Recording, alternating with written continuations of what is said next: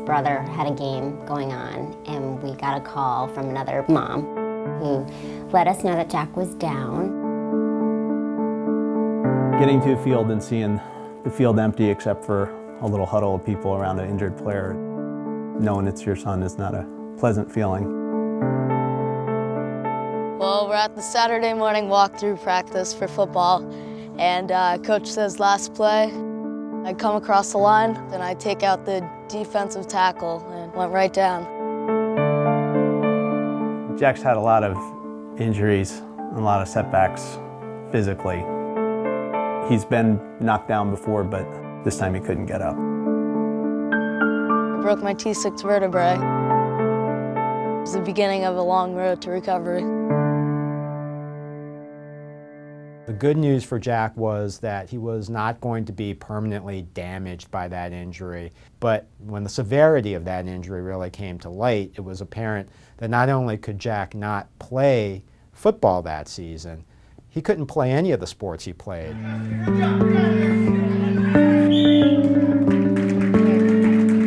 Sports have been his passion, so not having that left a big void.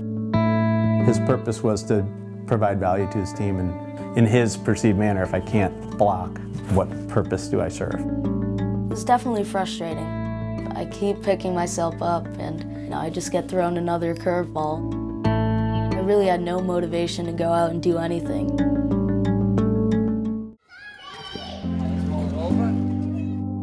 I coach wrestling, and I coach the elementary team. Our head coach, Coach Bray, had always indicated he'd be happy if some of the older guys could ever come back and help with the younger guys.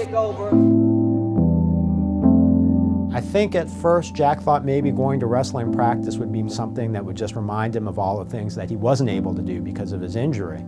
But instead, they found a way for Jack to maybe try to be a participant through coaching. You know, the first thing I saw was, all these little guys running around. This is their first time out there, and they don't really know what they're doing. And I'm like, yeah, I know how to fix that, so let's go fix it. Come on, get that. Put your butt all the way down. The practices just took a different turn. So the parents from the sideline watched how he almost had this sort of magical effect in being able to get, 3- and 4-year-olds to concentrate on, how to sink a half Nelson. Kids that weren't the easiest kids to work with. I mean, they're jumping on his back, they're wrestling him all the time, they're not the best listeners. I know how hard it is to be out there, and I know what it takes both physically and emotionally just to stay out there and stick with it. The one outstanding quality Jack has is his smile. Once Jack smiles, it just warms your heart, not just as an adult and as a coach, but even as a little 5-year-old wrestler. That's a guy I feel safe with. Stephen was one-on-one with Jack, and Jack started showing him these moves, and all of a sudden Stephen starts winning. Stephen, hat! Stephen! We go to states and everything started coming together, and he went from not winning at all year to coming 4th in the state. Thank you, Jack, for helping me. I never would have imagined. I thought it was going to be miserable. It ended up being just this wonderful experience where I got to meet so many new people and help out others. So it's December, and things are looking great for Jack. He's finding his spirit again. Things are looking up. And then, as sometimes happens in life, something unexpected, something tragic. These kids who have been practicing wrestling happen to be practicing at an elementary school in Newtown, Connecticut. It's Sandy Hook Elementary School. Who could plan for what happened then? I got a call from a friend saying, why is the school in lockdown? We had gone through all the, just the standard lockdown drills earlier in the year. My teacher, she just said, all right, we need to get this room, secure. It was definitely obvious that she knew that it wasn't a drill. 2 children were seen being carried from the school in a rushed way. The phrase was bad shape. They were in bad shape. So we're like, oh my. then when we realized,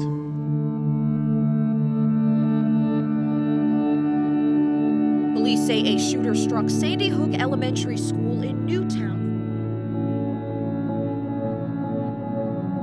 There were several fatalities at the scene, both students and staff.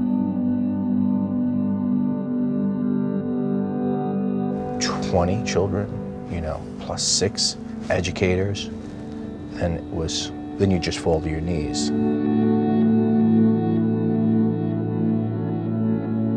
Jack, he's in the middle school, so Jack ended up being safe, but still affected, as everyone in the town of Newtown was affected. When the lockdown was lifted, I went as soon as I could. They would just call each kid down to their parents.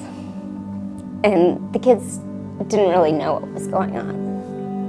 But when Jack saw me, he knew instantly something was really wrong. It was such a weird feeling. And I walk into the family room and I see my dad sobbing.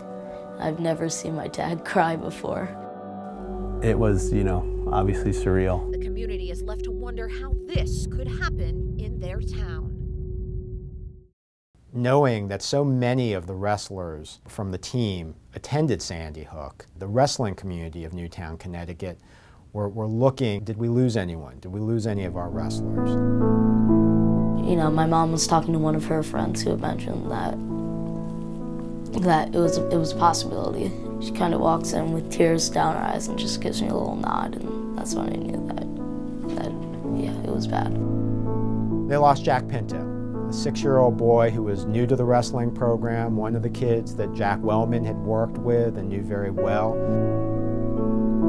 To have your first experience with death and loss, be an adorable little 6-year-old, it's devastating.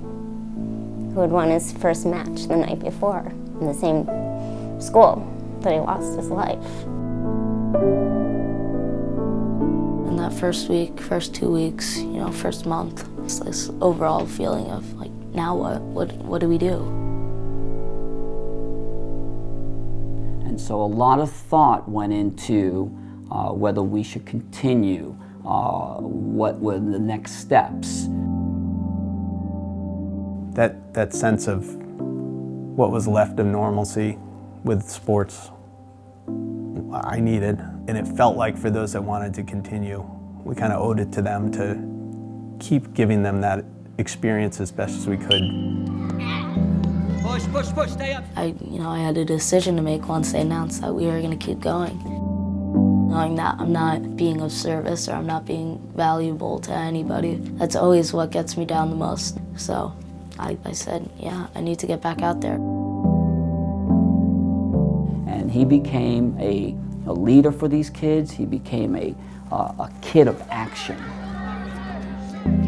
To be able to go to practices and see him keep his energy up and see his positivity made you feel good. He brought normalcy back, and that's what kids need. As we went from venue to venue, the kids got stronger. It was just incredible the lessons they taught us. At the end of the wrestling season, we have what we call the Western Connecticut League Championships. The kids worked really hard, and a lot of them really rose to the occasion. It's one of those amazing things in life that sometimes you see happen in sports. We were Newtown, and we were becoming Newtown strong. And at the end of the day, when the dust cleared, we were the league champions.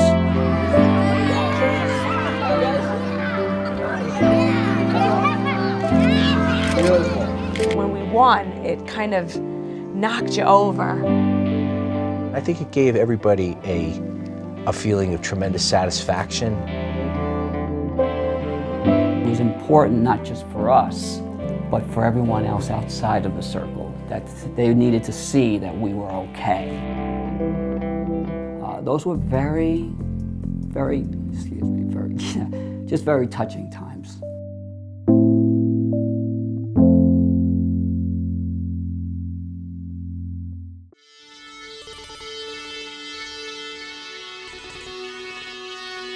We all go through hard times in our lives. There's no way getting around that. But you can choose how you respond to it. For me, it was always finding a way to give back. Jack Wellman symbolizes not just a kid who found a way to pick himself up when he was down. He represented the idea of hope. That's what you like to see, really, with any kid. You hope your own kids are like that. And to see him like that, that's what's awesome. His capability to just keep going inspires me certainly to do the same. Every athlete is faced with that question at some point. What do I do to make my life special? He just happened to do it at 14.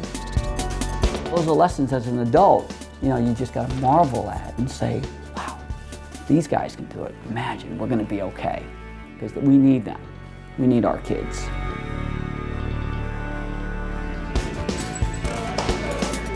I'm back.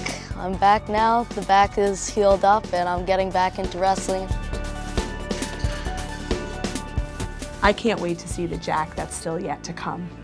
I think that's going to be pretty amazing as well.